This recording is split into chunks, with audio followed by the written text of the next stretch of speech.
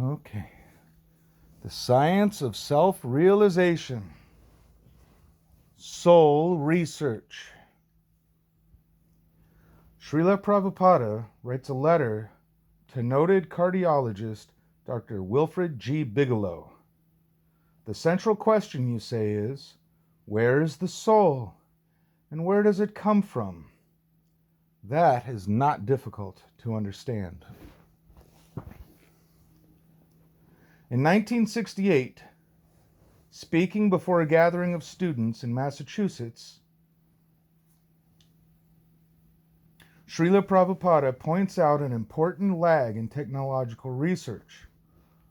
Although you have so many departments of knowledge, he says, there is no department aiming to find the difference between a living body and a dead body.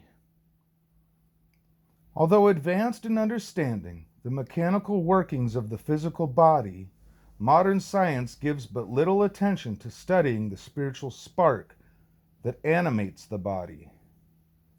In the Montreal Gazette article reproduced below, we find world-famous cardiologist Wilfred G. Bigelow urging systematic research to determine what the soul is and where it comes from. Reproduced next is Srila Prabhupada's letter in response to Dr. Bigelow's plea. Srila Prabhupada offers substantial Vedic knowledge on the science of the soul and suggests a practical method for scientifically understanding the spiritual spark. The Gazette headline: Heart surgeon wants to know what a soul is. Windsor, A. World-famous Canadian heart surgeon says he believes the body has a soul which departs at death, and theologians ought to try and find out more about it. Dr. Wilfred G. Bigelow, head of the cardiovascular surgery unit at Toronto General Hospital, said that, as a person who believes there is a soul, he thought the time had come to take the mystery out of this and find out what it is. Bigelow was a member of a panel which appeared before the Essex County Medical Legal Society to discuss problems associated with attempts to define the exact moment of death. The question has become vital in the age of transplants of hearts and other organs, in cases that where the donors are inevitably dying. The Canadian Medical Association has produced a widely accepted definition of death as the moment when the patient is in a coma, responds to no stimulus of any kind, and brain waves recorded on a machine are flat. The other members of the panel were Mr. Justice Edison L. Haynes of the Ontario Supreme Court and J. Francis Letty, President of the University of Windsor. Bigelow, elaborating on points he had raised during the discussion, said in an interview later that this 32 years as a surgeon had left him no doubts that there is a soul. There are certain cases where you happen to be present at the moment when people pass from a living state to death, and some mysterious changes take place. One of the most noticeable is the sudden lack of life or luster to the eyes. They become opaque and literally lifeless. It's difficult to document what you observe. In fact, I don't think it can be documented very well. Bigelow, who became world-renowned for his pioneering work in the deep freeze surgical technique known as hypothermia, and for his heart valve surgery, said soul research should be undertaken by theology and allied disciplines within the university. During this discussion, Letty said that if there is a soul, you are not going to see it. You are not going to find it. If there is a principle of vitality or life, what is it? The problem was that the soul doesn't exist anywhere specifically, geographically. It's everywhere, and yet it's nowhere in the body.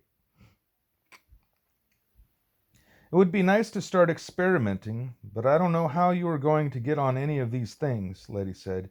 He said the discussion reminded him of the Soviet cosmonaut returned from space to report that there was no God, because he didn't see him up there.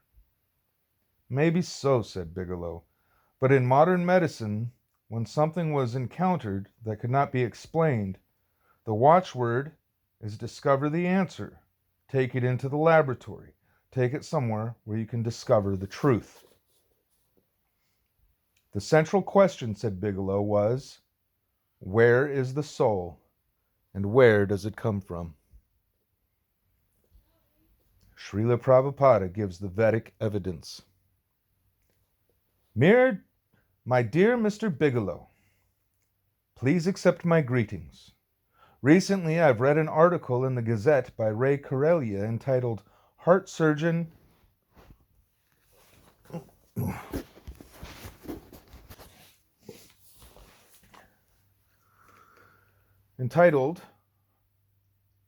where did I go? Heart Surgeon wants to know what a soul is, and it was very interesting.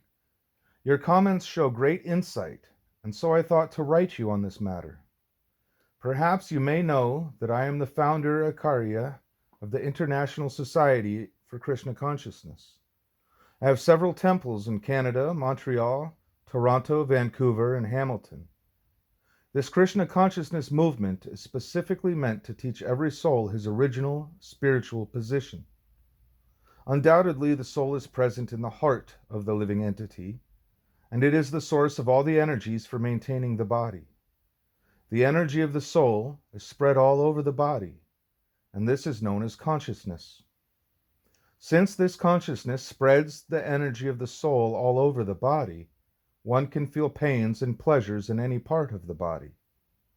The soul is individual, and he is transmigrating from one body to another, just as a person transmigrates from babyhood to childhood, from childhood to boyhood, from boyhood to youth, and then to advanced old age.